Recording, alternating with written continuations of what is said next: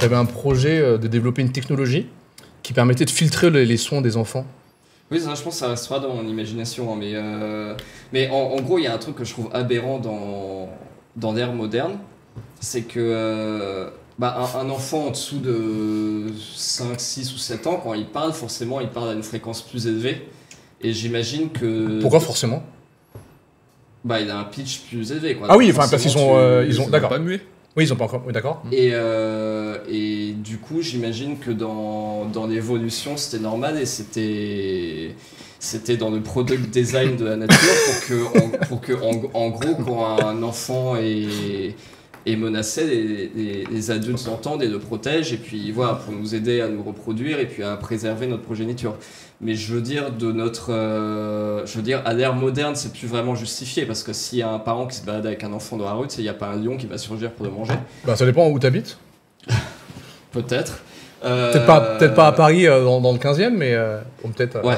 Et du coup, a priori, maintenant, quand un enfant parle, ça concerne pas vraiment l'étranger complet qui est à côté de lui, ça concerne que ses parents. Genre, ça concerne vraiment personne d'autre. Oui. A priori, il n'a pas... Enfin, voilà. Et du coup, pour moi, non, j'avais une idée de produit où tu mets genre un petit truc, une petite ventouse, un truc indolore qui fait que quand il y a une activité de corde vocale, ça produise un son aux fréquences inverses et du coup ça le mute, donc du coup il n'y a pas de son qui sort de sa bouche. Mais par contre ça capte le son et ça l'envoie à une oreillette Bluetooth connectée aux parents. Et du coup là l'enfant il peut parler, tu sais, il n'est pas censuré ni rien. Oui, toi ton c'est idée juste qu'il produit pas de son et il n'y a que les mais toi en fait ton idée c'est que et en fait ce serait pas à mettre tout le temps évidemment. Non mais toi ton idée c'est que tu peux laisser tu laisses les enfants s'épanouir en leur laissant la liberté de continuer à Ouais. mais en filtrant les sons et que mais il y a beaucoup de friction là parce que tu demandes à ça veut dire que l'enfant doit installer sa microchip ou je sais pas quoi, que les parents doivent avoir l'oreillette. Ouais, mais dans l'idéal, parce que de toute façon on peut pas en parler de manière réaliste, mais dans l'idéal, tu sais, ce serait juste une ventouse à coller, une oreillette Bluetooth, et puis après, tu sais, ça serait limité à genre l'avion. Les places publiques, avion, train, place publique, genre brunch, etc. Imagine, moi j'ai un festival de musique classique tous les étés et j'avais vu une pauvre mère de famille qui voulait y aller et elle y allait avec son enfant qui avait peut-être 2-3 ans. Et elle s'est fait têche, quoi. Enfin, elle a réussi à durer un quart d'heure et puis après l'enfant était incontrôlable et puis du coup elle s'est fait têche. Et je me dis si la dame est venue avec son enfant de 2 ans, c'est probable, elle n'est pas idiote, j'imagine bien qu'elle se doute bien qu'il n'y a pas un feat incroyable entre enfant de 2 ans et concert de musique classique de 2 heures. Et du coup elle avait pas le choix, quoi. Et du coup cette pauvre dame elle avait pas trouvé c'était peut-être une mère célibataire, elle avait peut-être pas de nounou, pas de babysitter, machin. Elle aurait bien voulu pouvoir se divertir et se détendre, et elle s'est dit j'ai vraiment envie de voir ce truc, je tente quand même, on va bien voir. Et puis ça marchait pas et puis logiquement elle s'est fait têche parce que c'est normal que dans un festival de musique classique tu peux pas voir ou alors faut arriver à bien contenir ses enfants, à bien les éduquer. Oui mais bon quand il a 2 ans c'est normal que déjà c'est difficile de garder l'attention d'un adulte dans un... Ouais, je suis d'accord, ouais. Sauf qu'après effectivement on réussit à pas faire de bruit. Mais voilà, du coup pour le train, pour l'avion, en fait, je me dis qu'au-delà du confort des autres personnes, en fait, c'est un vrai soulagement pour les parents de pas avoir à se dire putain mon enfant va faire plein de bruit, ça va faire chier tout le monde.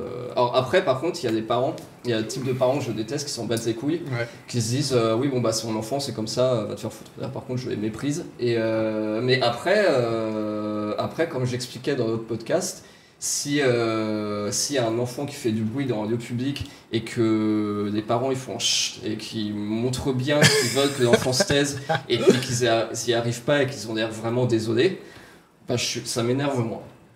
Ça m'énerve un peu, mais je trouve vraiment après, toi, intolérable quand les parents font aucun effort. Mais je pense que toi, tu as une hypersensibilité au bruit, et notamment, t'es crispé quand t'entends la voix d'enfant. Ouais. Moi, par exemple, le bruit, je m'en fiche un peu, et le bruit d'enfant, peut-être c'est un peu chiant des fois, mais genre, même si j'ai un enfant qui pleure, sauf s'il est vraiment à côté de moi dans l'avion, je pense que ça... Mais après, ouais, comme tu dis, moi, il y a le fait que toi t'es dérangé, le fait que toi en fait tu justifies ça parce que ça aussi soulage les parents. Enfin tu justifies ton product idea Oui. Même si c'est un peu extrême. En fait, moi, pour le coup, c'est win-win, en fait. C'est vraiment complètement égoïste pour plus les entendre. Mais c'est. Ouais, mais après, Non, mais c'est vrai quoi. que j'avais pas. Mais c'est vrai que pour les parents, ça doit être pénible de se dire j'ai envie d'aller, je sais pas, au ciné ou faire un truc en public. Mais après, moi, par exemple, mon mariage, ce sera. Ouais, enfant free. Ouais, ce sera child free. Après, ouais. Par contre, s'il y avait cette invention-là, j'aurais pas de. Et si je te dis, vas-y, moi j'ai un enfant, mais je te promets que il fera pas de bruit. Non. D'accord. Non. Et toi, attends, donc merci pour ton avis. On voit que tu as beaucoup réfléchi à la question, que ça te pendait, enfin, ça t'avait vraiment envie d'en parler. Maintenant, je donne la parole à Sophie. J'ai plusieurs points à développer. J'aimerais bien qu'on parle juste après de quelle serait la solution réaliste, vraiment, de façon technologique, comment ça pourrait faire. Là, tu disais juste empêcher l'enfant de s'exprimer. Je trouve que si tu empêches trop un enfant de s'exprimer, ça va le compresser émotionnellement. Et du coup, ça va créer d'autres problèmes dans le futur. Toi, le truc que tu aimerais, c'est créer des channels. C'est ça que tu veux, en fait. Tu veux un channel dans lequel il n'y a que les parents qui entendent l'input de l'enfant. Oui, c'est ça. Et toi, tu as envie de t'isoler de ce channel-là. Ah oui, parce que genre l'input de l'enfant, tout le monde s'en branle. Oui, mais c'est pour ça. Valérie, il veut pas qu'on mute, que l'enfant ne puisse plus parler. Il veut que l'enfant puisse parler, mais que seulement les parents. Oui, puis j'imagine que de toute façon, avec ce chip-là, quand il parle, il y a toujours un feedback de sa voix, etc. C'est juste que personne n'entend, quoi. Il n'est pas compressé. Enfin, il n'est pas censuré. Technologiquement, le truc qu'on pourrait faire, c'est un. Parce que le son, c'est que de la vibration de l'air. Tu vois, le son, c'est pas des atomes, le son. C'est pas un vrai truc. Donc ce serait un filtre au niveau de la bouche. Ouais, mais ça je crois qu'il y a un mec qui l'avait fait en mode blague où tu mets des masques sur les bébés pour pouvoir les entendre et c'est. Tu sais, c'est un peu. Franchement, c'est un peu contraignant, quoi, pour les enfants. Non, mais un masque qui soit pas justement contraignant. Ça fait un peu muselière, quoi. Bah ouais, mais au final, c'est parce que les bébés, s'ils font que pleurer ou crier pendant l'avion, tu leur mets un truc qui est pas trop. Enfin, que compressant et qui peuvent respirer, qui s'en rendent pas compte et qui filtre effectivement ces vibrations. C'est du noise cancelling à l'échelle de la bouche de l'enfant, quoi. Mais toi, c'est quoi le sentiment que tu ressens quand les enfants sont bruyants? Quelle est l'émotion profonde que ça te déclenche? Moi, en fait, les pleurs de bébé, ça me dérange pas parce que le bébé il est bien obligé de pleurer. C'est juste en fait quand je sens que c'est un peu une question d'éducation et que si le parent avait mieux fait son taf, peut-être que l'enfant aurait parlé un peu moins fort. Parce qu'après, t'as des. Quand un enfant pleure, en fait, ça me dérange pas tant que ça parce que je sens que c'est sûrement lié à une émotion forte qu'il a besoin d'exprimer. Après, par contre, les experts des bruits d'enfants. Non, mais attends, t'as deux types de pleurs. Après, c'est vrai que quand un enfant pleure très fort et qu'il a 4-5 ans et que tu sens que c'est un peu un pleur de caprice, ça te fait un peu chier, ouais. Oui, voilà. Les pleurs de caprice, ça fait chier.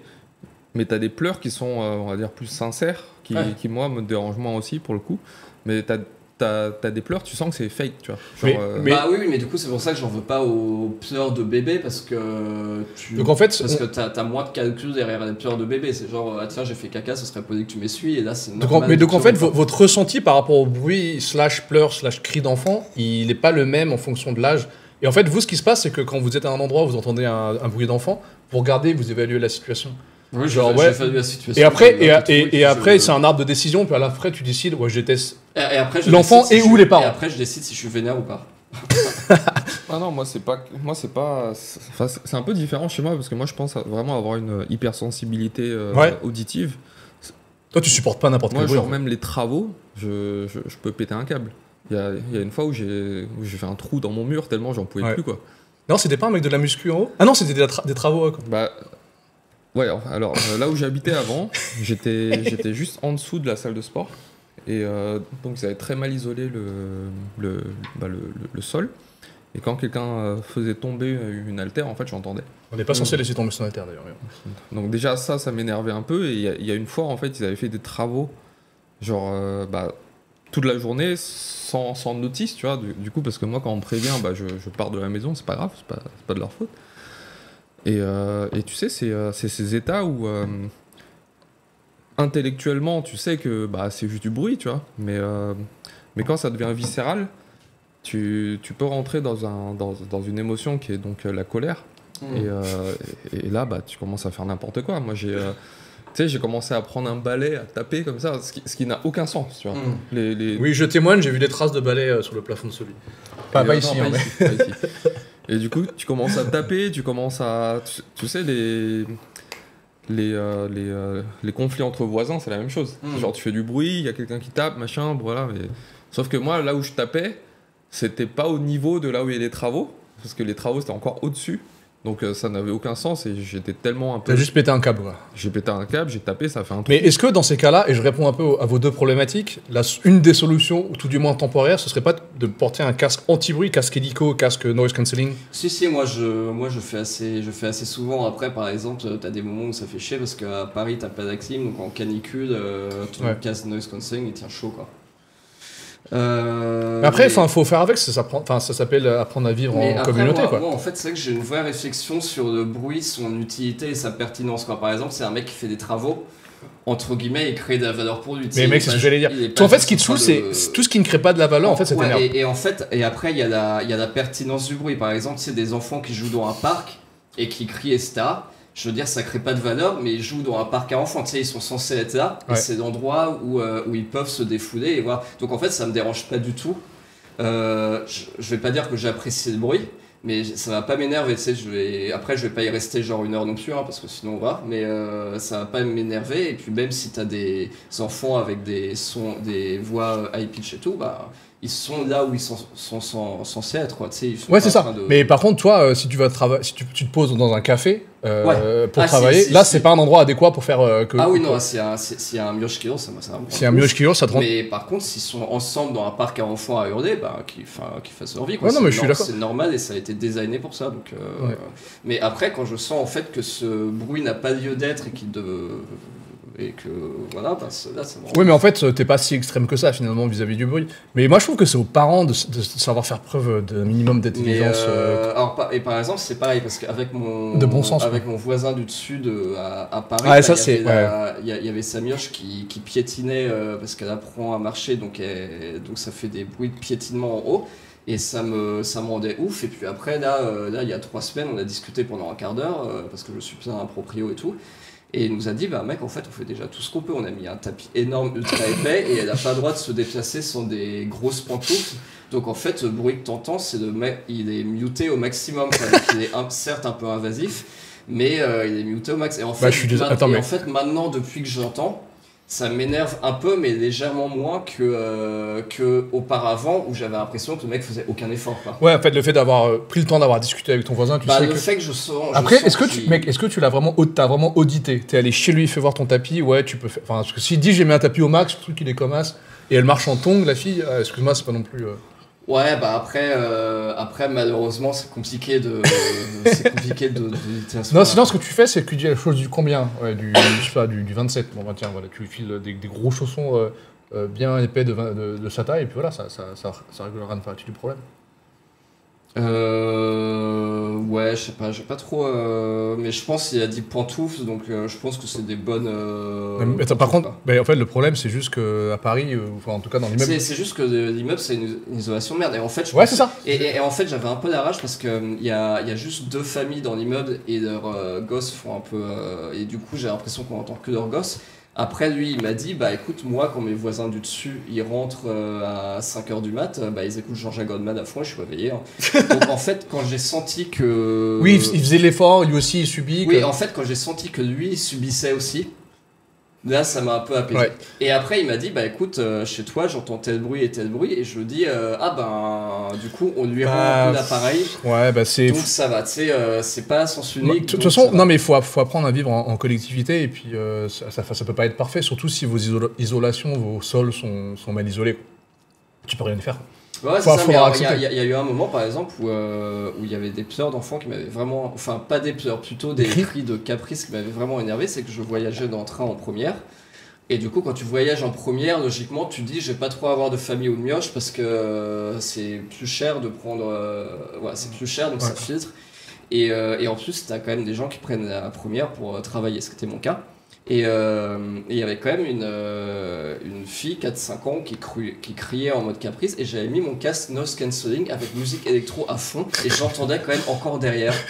Et je me suis dit, mais... Et en fait, je regrette beaucoup d'avoir fait, j'ai un peu fait mon lâche, mais j'aurais dû aller la voir et lui dire, bah... Je suis désolé, les gens ils veulent du silence ici. Est-ce que le tank est crie, vous pouvez pas l'emmener entre les deux wagons et puis la ramener quand elle se calme? Tu l'as pas dit ça? Bah non, j'ai fait mon dash. J'ai fait mon dash, mais Bah, j'ai peut-être lâché un maximum à... Ouais, mais je pense que là t'avais la haine contre la fille ou le petit garçon, non, plus les parents. La haine contre la mère. Ouais, en fait, ouais. Parce que... Mais ça, je comprends pas. Enfin, je suis désolé, moi, j'ai pas encore de gosse, j'ai pas encore de mioche, mais le jour où j'en ai, ouais, moi, je serais méga respectueux, tu vois. Bah oui, parce que je veux dire, autant c'était... Je veux pas faire de prosélytisme, mais autant c'était en 2e classe ou en Ouigo, qu'il y a un enfant qui hurle ou pas, bon bah ça fait partie de l'atmosphère du truc, quoi. Mais en première classe, t'as des gens qui sont là pour travailler, quoi. Mais t'inquiète pas, en business class, en avion, il y a pas le droit aux enfants de moins de 10 ans, je crois. Enfin, en business, ah oui, bah, c'est child free. Est-ce que la solution serait pas juste qu'en première, ils mettent une règle de plus pour interdire le bruit, tout simplement, comme en bibliothèque, tu vois? En bibliothèque. Ouais, bah alors après, t'as la ligne de train Trenitalia, où t'as ambiance zen et ambiance famille. Effectivement, dans l'ambiance zen, aucun bruit, pas d'enfants, rien. Très bien. Ouais. Très bien. Ouais. Après, sinon, au-delà des solutions technologiques, il y a aussi des solutions comme en Chine où les parents sont punis par rapport au comportement des enfants. Et ça, je trouve que c'est très bien, que ça devrait être appliqué. Mais je crois qu'ils sont en train d'appliquer ça, pas pour les petits-enfants dont on parle, mais genre pour...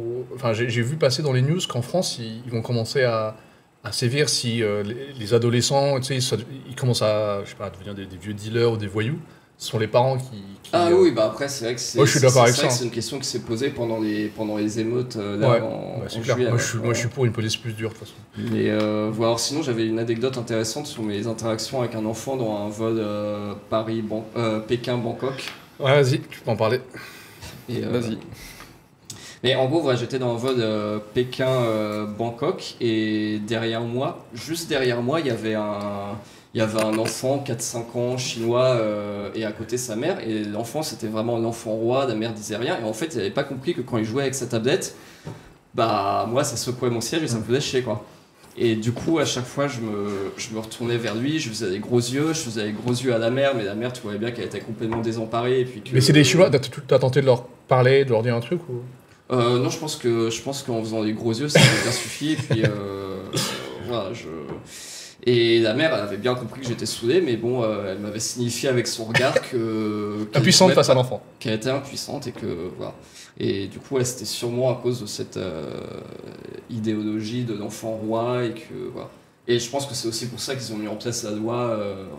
J'ai vu début janvier 2022. Donc voilà, mon mépris et ma haine de l'enfant grandissent au fur et à mesure des 5 heures de trajet. Et après, du coup, au bout d'un moment, du coup, forcément, on atterrit.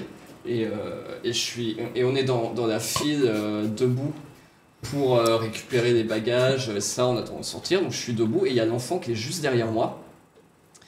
Et en fait l'enfant il bouge beaucoup et il est limite en train de me foutre des coups de poing dans les jambes tellement il est impatient de sortir et tout. Et du coup je retourne, je fais gros yeux etc. Et je sens que ça suffit pas. Et en fait pendant le voyage, il n'y avait pas seulement mon mépris et ma haine de l'enfant qui s'est accumulé, il y avait aussi un peu de gaz dans... voilà. Et du coup, il se trouve que l'enfant était pile assez grand pour être au niveau de mes fesses et que à ce moment-là, je portais un short. C'est une des... Attends, tu portais un short? Ouais, je portais un short, ouais, c'était... Très rare. Non, ça date de 2011. C'est un signe parce que, pour la suite de l'histoire. Et du coup, comme le gaz c'était très fortement accumulé, du coup, je lui ai lâché un énorme paix à la gueule. Et c'est un pec qui s'est vraiment bien entendu et je pense qu'il y a eu un vrai impact, il a bien senti et il a pu arrêter et après il a complètement arrêté de bouger, il s'est complètement immobilisé. Je pense qu'il n'a pas du tout compris ce qui lui arrivait. J'ai regardé la mère dans les yeux et elle était un peu incrédule, un peu admirative. En fait, elle s'est dit mais il a réussi à faire. Voilà la solution. Il a réussi à faire ce que j'ai jamais réussi à faire en 5 ans. Il y a les autres passagers qui ont entendu. Mais en fait, l'enfant il faisait aussi beaucoup de bruit, il était aussi très vocal et du coup ils se sont dit putain il a calmé. Et je pense qu'en fait dans leur tête il y avait une standing ovation quoi. Et en fait je pense que Et en 5 ans, pour la première fois, cet enfant, il a compris que ses actes avaient des conséquences. Donc voilà, quand il faisait chier quelqu'un, ben... Et donc, quelle conclusion on peut tirer de cette histoire? Bah, je pense que cet enfant a dû peut-être mieux réussir dans la vie que la plupart des enfants chinois, parce qu'il a... Tout ça grâce à un prout de Valérie. Ouais, c'est ça, ouais. Mais donc c'était un prout. C'est peut-être le nouveau Jack Ma. Il a peut-être réussi un succès. Il a compris. C'était quoi? C'était il y a 15 ans? C'était en 2011, ouais. 2011, 12 Donc, ans. Il doit avoir une vingtaine. T'as pas gardé contact avec lui? Tu lui pètes dessus, tu prends sa carte de visite? Non, je vais pas faire. Mais est-ce que c'est. Moi, c'est Valérie, j'aime bien. Hésite pas si tu veux d'autres conseils de vie. Mais du coup, c'était un paix odorant et bruyant ou c'était un paix juste bruyant et pas d'odeur? J'espère bien que c'était odorant. Je sais pas. D'accord. Bah écoute. Tout le monde a entendu, tout le monde a pu identifier la source du paix ou pas? Ah oui. Ah oui, puis ils ont bien vu que l'enfant, après, il est resté figé. Et tu sens qu'il y a eu un switch dans son cerveau en disant bah tiens, il y a eu une réaction à ce que je fais, en fait. Tu sais, tu sens que pour la première fois de sa vie, il y a une limite qui a été fixée. Ouais, mais par contre, c'était sur un vol Paris-Pékin, donc c'était un long vol, non? Pékin-Bangkok. Pékin-Bangkok, d'accord. Ok. Et la conclusion, c'est si un enfant est bruyant, pétez-lui dessus. Pétez-lui dessus. Est-ce qu'on peut dire que c'est ça la conclusion? Je pense qu'en tout cas, c'est plus. Est-ce que tu vas réitérer l'expérience? Bah non, parce que c'est quand même compliqué. Enfin, en fait, là, l'enfant était vraiment derrière moi. C'est quand même compliqué socialement d'aller se positionner de cette manière-là face à un enfant pour lui péter dessus. Et puis d'ailleurs, j'ai envie de faire la transition avec le second point, c'est que t'as pas envie de perdre. Parce que si tu commences à péter sur les enfants de tes amis, tu vas commencer à perdre tes amis.